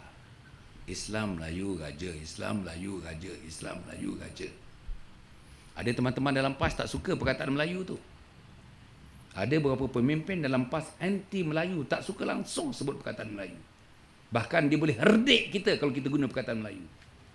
Saya pun heran, baru-baru ni kita berjumpa dengan pemimpin tertinggi parti di Kota Baru. Pemimpin itu, Ustaz Hadi sendiri menerangkan kepada kita, parti kita tak ada masalah dengan Melayu. Parti kita memperjuangkan Melayu selain daripada memperjuangkan Islam. Dia sebut, parti kita daripada dulu sampai sekarang tidak pernah bermusuh dengan satu perkataan namanya Melayu. Tak pernah. Tuan-tuan boleh tanya Ustaz Hadi. Tempatnya di Kota Baru. Yang hadir saya, Datuk Nik Aziz Nikmat, Datuk Harun Din, kemudian Ustaz Nasaruddin Mat Nisa. Jadi apa masalah Melayu? Saya tak faham betul-betul. Saya yakin ada orang PAS kat Pekanbaru Hulu ni pun dia berasa jijik mendengar perkataan Melayu. Pasal apa? Bagi tahu saya pasal apa. Adakah Nabi jijik dengan Quraisy? Quraisy tu bangsa. Kenapa Allah naikkan martabat Quraisy? Dalam hadis disebut, tuan-tuan dan puan, yang akan menjadi panglima, yang akan menjadi dia punya ketua-ketua, yang akan menjadi pentadbir pemerintah dan kumpulan Arab ialah Quraisy. Apa masalahnya? Okey. Islam, Melayu, Raja. Pasal apa Islam? Islam menyelesaikan semua masalah. Saya nak tanamkan keyakinan kepada tuan-tuan. Itu keyakinan saya. Itu i'tiqad saya. Islam menyelesaikan semua masalah. Bertengkar suami isteri sejak kahwin dah 13 tahun. Asyik bertengkar siang malam. Cari Islam. Pegang Islam. Amal Islam. Selesai masalah. Saya jadi penasihat keluarga 38 tahun yang lalu. Penasihat keluarga tuan-tuan. Saya tulis 41 keluarga. Tuan Haji Osman saya tulis 41 buku tentang keluarga. 41 buku tentang keluarga. Tentang anak belum lahir saya tulis. Pendidikan di alam rahim saya tulis. Pendidikan prasekolah saya tulis. Mendidik akhlak anak-anak saya tulis. Macam mana anak-anak akan mengkhidmati mak bapak saya tulis. Macam mana hendak anak-anak yang menjadi qurrata a'yun, yang menjadi penyejuk mata. Rabbana hablana min azwajina wa dhurriyyatina qurrata a'yun waj'alna lil muttaqina imama. Supaya anak-anak dan ahli keluarga kita menjadi penyejuk mata. Apa penyejuk mata? Dia sembahyang, dia hormat mak, dia hormat ayah. Tak suruh baca buku, dia baca buku. Tak suruh buat homework, dia buat homework. Kalau dia keluar dengan kawan-kawan, dia jaga akhlak-akhlak. Pakaiannya pun mengikut akhlak-akhlak Islam. Balik rumah pada waktunya. Sembahyang pada waktunya. Ke masjid dia pergi. Kuliah-kuliah agama dia pergi. Pada masa yang sama dia bersukan. Dalam sukan pun dia jaga akhlak Islam. Dia pergi mandi. Dalam mandi pun dia jaga akhlak Islam. Ini dia. Ini namanya qurrata a'yun. Susah kena ada anak yang macam itu. Saya ada 8 orang anak. Tak berapa susah lah bagi saya. Pasal saya strict. Tak semayang, memang saya pukul. Memang saya pukul. Dah besar pun saya pukul. Kalau tak semayang. Pertanyaan saya kepada anak saya, kalau dalam perjalanan balik ni, kalau saya telefon dia, mesti pertanyaan yang pertama, dah semayang ke belum? Itu dia. Berapa orang daripada yang hadir pada malam ini berani nak tanya anak kita? Selesa nak tanya anak umur 32 tahun. Din, kau dah semayang ke belum? Tak selesa nak tanya tuan-tuan. Tak selesa. Dia jawab balik. Dia tahulah. Dia dah 32 tahun ya. Macam mana? Tuan-tuan dan puan-puan macam sekalian ni. Itu Islam. Apa pun masalah negara balik pada Islam. Itu sebab saya setuju negara Islam. Kalau saya ditakdirkan tuan-tuan termasuk dalam pimpinan negara, memang saya bawa negara Islam ni. Memang. Saya sanggup mati atas nama Islam. Lillahi ta'ala, saya sanggup mati atas nama Islam. Komitmen saya pada Islam. Nombor 2, Melayu. Pasal apa saya tekankan Melayu, tuan? Melayu lah, kesian lah, tuan-tuan. Tuan-tuan kalau tengok di Kuala Lumpur, super kat Pangkalan Hulu ni, tuan-tuan pergilah ke Greek, tuan-tuan pergilah ke Ipoh. Anak Melayu akhlaknya hancur, hancur lecor, hancur lecor. Tak ada akhlak, tuan-tuan. Tak ada akhlak. Yang derhaka kepada mak, anak Melayu. Yang derhaka kepada ayah, anak Melayu. Yang tak balik rumah, anak Melayu. Ambil girlfriend pukul 6.30, hantar balik pukul 2.30 pagi. Tiap-tiap hari, tiap-tiap malam, tiap-tiap pagi, anak Melayu. Yang pergi belandai je dekat shopping-shopping, anak Melayu. Yang tak mau kerja, anak Melayu. Kerja ke? Kerja. Anak Melayu. Yang curi durian, anak Melayu. Apa lagi, tuan-tuan? Yang dadah, anak Melayu. 83% daripada pendagang, 72% anak Melayu. Anak Melayu. Yang gagal peperiksaan, anak Melayu. Yang tak mau mengaji, anak Melayu. Yang buta Quran, anak Melayu.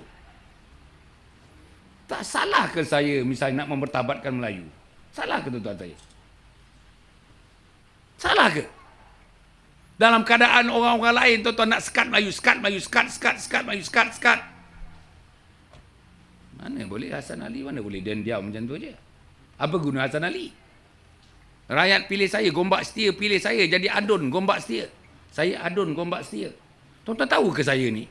Saya pernah jadi ahli parlimen Parit Buntar. Tuan-tuan tahu ke? Parit Buntar. Tuan-tuan tahu saya pernah jadi ahli parlimen Parit Buntar? Yang bercakap depan tuan-tuan ni bukan koman, tuan-tuan. Ahli parlimen. Masa tu saya ahli parlimen, saya menang. Saya satu-satunya calon di Malaysia sampai sekarang ni. Satu-satunya calon yang bertanding di 2 negeri dan menang 2-2 sekali. Don di Selangor, namanya di Sungai Burong, parlimen di Parit Buntar, 2-2 sekali saya menang.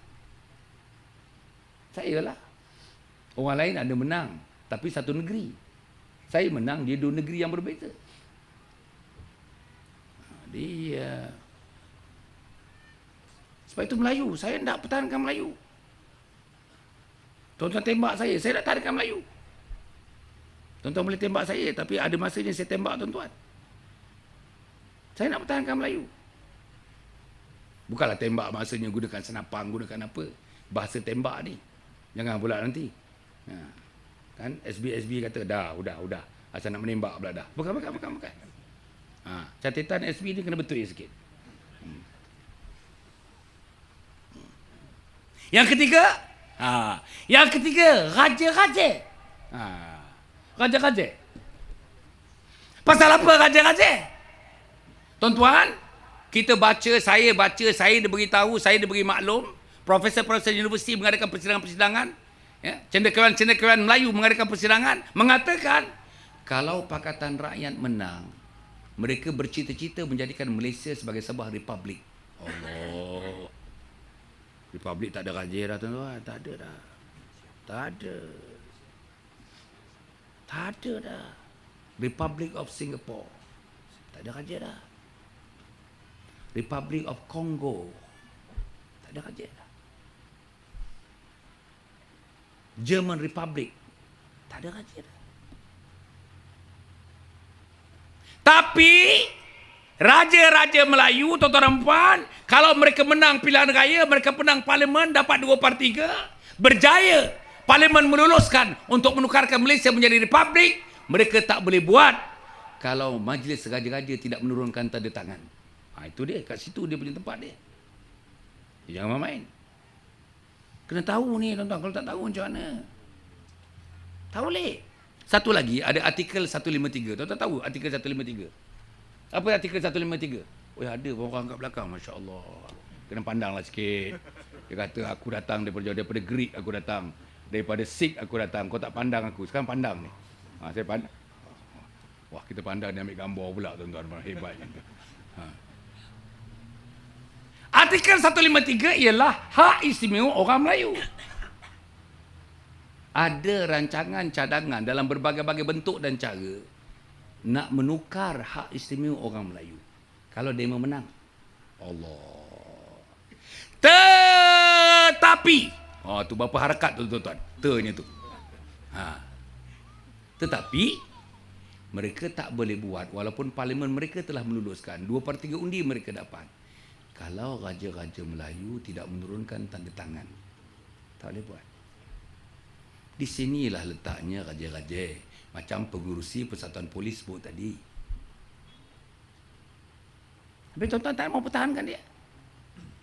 Ada orang kutuk dia. Tuan-tuan tengok dalam blog. Kutuk sultan-sultan. Yelah, saya lebih kepada institusi raja-raja.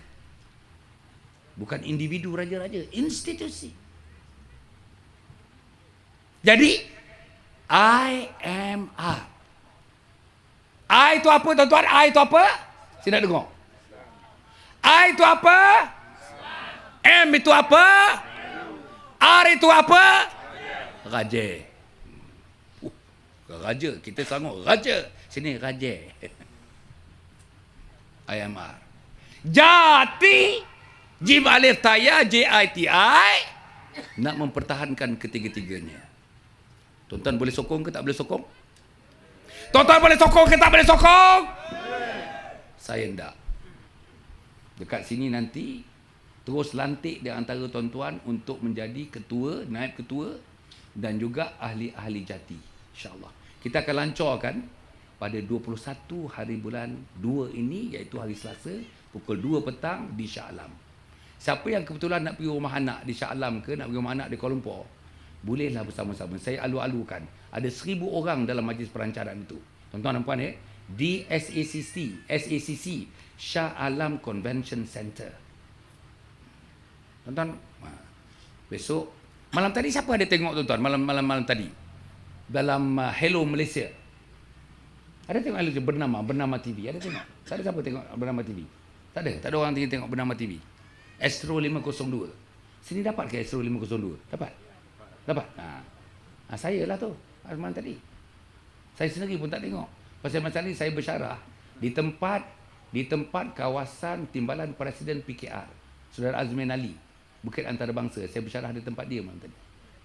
Bukan bersyarah dengan dia, di tempat dia. Jadi saya pun tak tengok. Orang kata baguslah, saya kata tu lah. Jadi saya ndak. Tolong tuan-tuan dan puan dia. Kalau boleh Cik Salahuddin, kalau boleh pengerusi, kalau boleh kita punya penasihat kat sini ambil daya utama bagi menubuhkan jati di sini.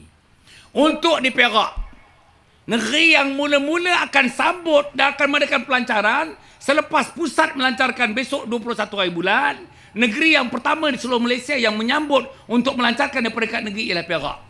Pada 27 hari bulan di Kuala Kangsar. Datanglah tuan-tuan. 27 hari bulan di Kuala Kangsar. Lepas tu ada ceramah besar-besaran. Dia kata 30,000 orang akan hadir. Ceramah tu saya akan ceramah macam ini punya ceramah. Lain lagi, hebat lagi tuan-tuan. Di Lumut. Orang Pulau Pangkor pun nak datang semua. Datanglah. Boleh ke tuan-tuan datang ke Kuala Kangsar? Dekat je Kuala Kangsar kat sini kan? Sini ke Gerik Kuala Kangsar. 7 jam sampai ke Kuala Kangsar? Tak sampai. Mana tahu mendayung naik perahu mana ke. Saya tadi tuan-tuan sampai 3 kali lelap. Pengkalan punya banyak sampai Pengkalan tengok. Pengkalan itu, Pengkalan ini. Pengkalan Hulu tak dapat saya tengok lagi. Punya jauh. La ilaha illallah. Saya dah mimpi. Sampai Jeddah saya mimpi. Sampai Rusia saya mimpi. Tak sampai-sampai Pengkalan Hulu ni. Pengkalan Kubur di mana Pengkalan Kubur? Kelantan. Jauh betul tuan-tuan. Saya tengok orang sini pun dah lain. Kulit cantik-cantik. Lain. Pasal cuaca macam di Scotland kat sini kan. Lain. Tengok orang boleh hidup sampai 85 tahun. Segak lagi tengok. Boleh lagi. Makan ayam kampung boleh lagi tegak nampak aje. Jadi tuan-tuan dan puan, insya-Allah saya harap jati ni kena tuan-tuan. Penyelesaian yang saya nampak di akhir ini bagi kita di Malaysia ini, penyelesaian ini ialah jati. Yang lain-lain pun tak apa. Tak ikutlah. Tuan-tuan ikut PAS pun mungkin boleh juga lagi. Kalau parasit tu sudah ditiadakan dalam PAS. Saya tak kisahlah ikut UMNO ke ikut apa ke PKR, bersihkan pimpinannya. InsyaAllah. Bersatu kita seluruhnya nanti. PKR-nya satu hari nanti tuan-tuan, UMNO-nya, PAS-nya, bila dah dibebaskan semuanya daripada gejala-gejala itu, masuk dalam jati. Masuk dalam jati. Inilah cita-cita kami tuan-tuan. Sekarang kita dah tubuhkan, saya presidennya, dan terdiri daripada manusia-manusia yang akhlaknya insya-Allah track recordnya sangat-sangat baik. Orang yang ada PhD, orang yang ada master's degree, orang profesional, orang yang rekodnya boleh dikatakan bersih. Syarat nak menjadi ahli pemimpin kepada jati ini bersih. Kalau boleh bersih dalam dan bersih luar, baru kita terima menjadi pimpinan jati. Jadi insya-Allah mudah-mudahan saya rasa akhirnya tuan-tuan dan puan, saya nak tuan-tuan ikut saya ramai-ramai. Masih ada maulud lagi ni. Ikut ramai-ramai, kuat-kuat tuan-tuan, kuat-kuat. Kita tuan-tuan batuk-batuk sikit. Kuat-kuat, ini selawat. Tuan-tuan ikut irama aja. Macam mana saya iramanya yang kita nak buat. Kuat-kuat tuan-tuan dan puan, kuat-kuat insya-Allah. Walaupun mungkin kerana cuaca lembap dan sebagainya, saya diberitahu oleh saudara Salahuddin setidaknya 5,000 orang akan hadir. Tapi saya faham tuan-tuan orang yang jauh dengan hujan. Tadi sepanjang-panjang perjalanan, mulai daripada Tanjung Malim tuan-tuan sampai di sini, hujan tak berhenti-henti. Yang paling lebat antaranya di Tapah tadi paling lebat. Sampai tak nampak di depan dah punya lebat tuan-tuan dan puan. Di sini pun dengan sendirinya hujan. Saya tahu hari ini akan hujan. InsyaAllah. Jadi tuan-tuan dan puan, terima kasih kepada semua. Kita selawat. Ramai-ramai kita selawat. Tuan-tuan dengar, tuan-tuan ikut. Terus tuan-tuan ikut. Sallallahu ala Muhammad. Sallallahu alaihi wasallam. Sallallahu ala Muhammad. Sallallahu alaihi wasallam. Sallallahu ala Muhammad. Sallallahu alaihi wasallam. Sallallahu ala Muhammad. Sallallahu alaihi wasallam. La ilaha illallah, la ilaha illallah, la ilaha illallah, Muhammadur Rasulullah, la ilaha لا إله إلا الله لا إله إلا الله محمد رسول الله لا إله إلا الله لا إله إلا الله لا إله إلا الله محمد رسول الله لا إله لا إله إلا الله لا إله إلا الله محمد رسول الله يا الله يا الله يا الله يا الله يا الله يا الله يا الله يا الله يا الله يا الله يا الله يا الله يا الله يا الله يا الله يا الله يا الله Ya Allah, bawah tukar lagi. Ya Allah, Ya Allah, Ya Allah. La ilaha illallah, La ilaha illallah, La ilaha illallah. Muhammadur Rasulullah. La ilaha لا إله إلا الله لا إله إلا الله محمد رسول الله لا إله لا إله إلا الله لا إله إلا الله محمد رسول الله. الفاتحة. أعوذ بالله من الشيطان الرجيم. بسم الله الرحمن الرحيم. الحمد لله رب العالمين الرحمن الرحيم مالك يوم الدين إياك نعبد وإياك نستعين اهدنا الصراط المستقيم صراط الذين أنعمت عليهم غير المغضوب عليهم ولا الضالين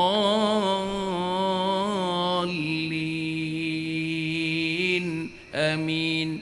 اللهم صل على سيدنا محمد سيد الأولين والآخرين ورضي الله تبارك وتعالى عن كل صحابة رسول الله كلهم أجمعين اللهم إنا نسألك رضاك والجنة ونعوذ بك من سخطك والنار اللهم إنك عفو كريم تحب العفاف فاعف عنا وعن والدينا ولجميع المسلمين والمسلمات والمؤمنين والمؤمنات برحمتك يا أرحم الراحمين اللهم أحينا بالإيمان وأمتنا بالإيمان واحشرنا بالإيمان وادخلنا الجنة مع الإيمان برحمتك يا أرحم الراحمين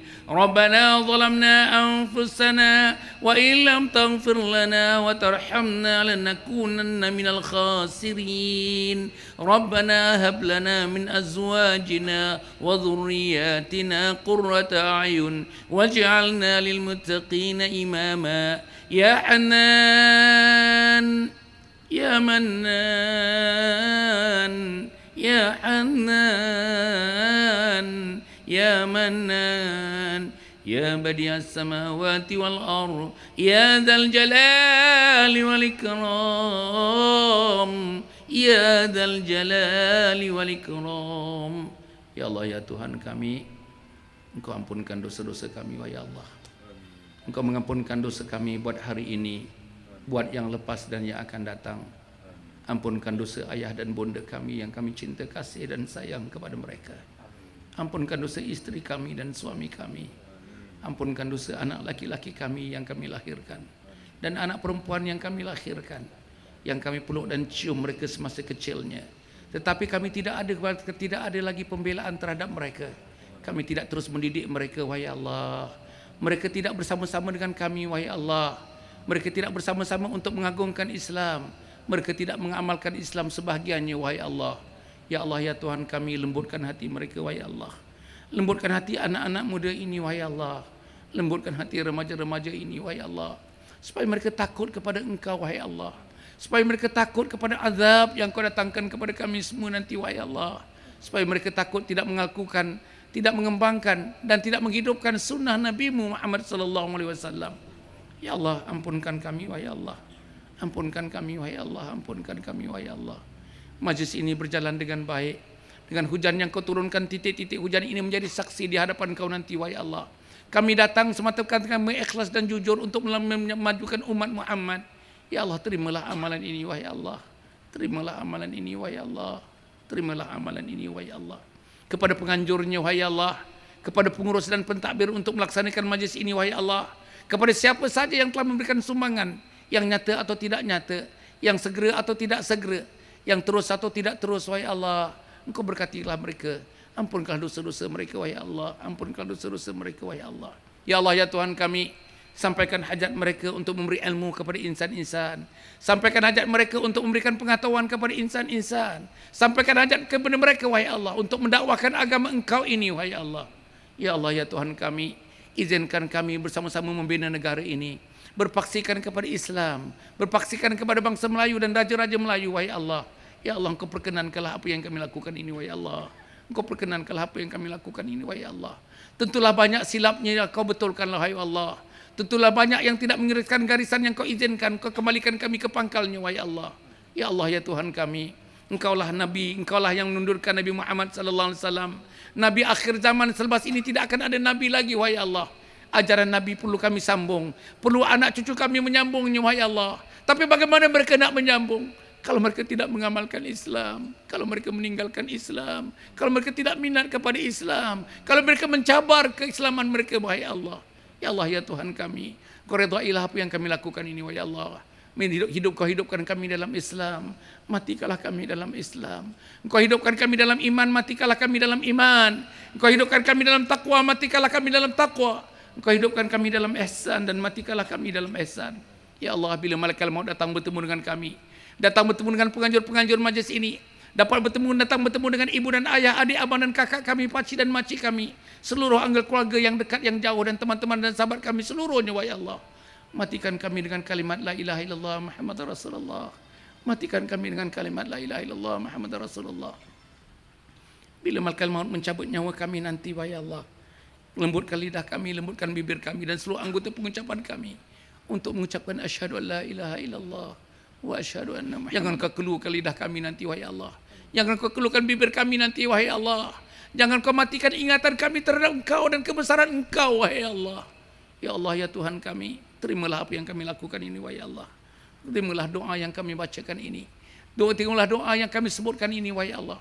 Kalau selama ini doa-doa kami tidak diangkat ke langit, yang inilah, wahai Allah, doa yang akan membuka pintu-pintu syurga buat kami semuanya nanti, wahai Allah. Rabbana atina fid dunya hasanah wa fil akhirati hasanah wa qina adzabannar wa qina adzabannar wa qina adzabannar. Wa sallallahu alaihi Muhammad wa ala alihi wa sahbihi ajma'in. Subhana rabbika rabbil izzati amma yasifun. Wassalamun alal mursalin. Walhamdulillahi rabbil alamin. Taqabbalallahu minkum minna wa minkum taqabbal ya karim. Wassalamualaikum warahmatullahi wabarakatuh. Alhamdulillah, jazakallahu khairan katsira. Terima kasih pihak majlis mengucapkan banyak-banyak terima kasih kepada yang berhormat Datuk Dr. Hassan Muhammad Ali selaku Presiden Jati.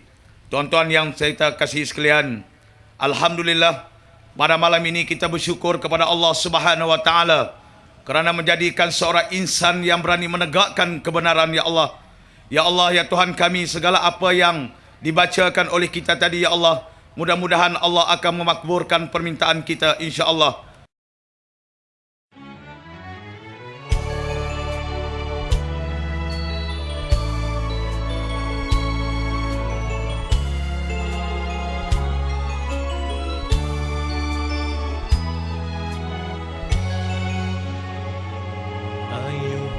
Kita bersama satu hati suara, meluahkan rasa gundah di jiwa.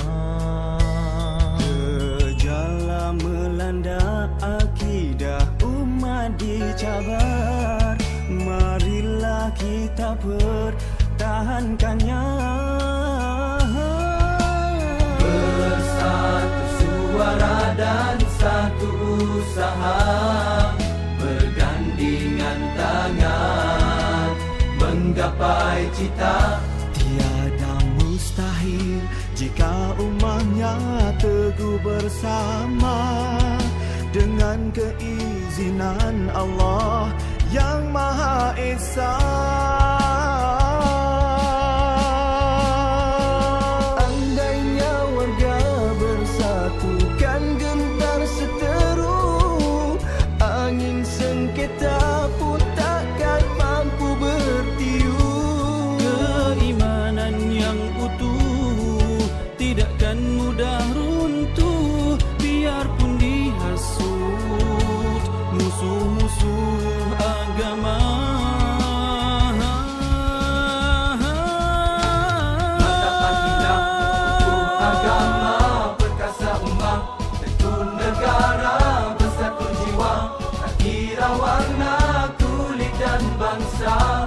Erti bersaudara, marilah kita bersama zahirkan rasa keprihatinan dalam usaha selamatkan akidah umat. Ya Rabbi sallimna wa sallim وسلم توحيدنا. Bersatu suara dan satu usaha, bergandingan tangan menggapai cita. Tiada mustahil jika umatnya teguh bersama, dengan keizinan Allah yang Maha Esa.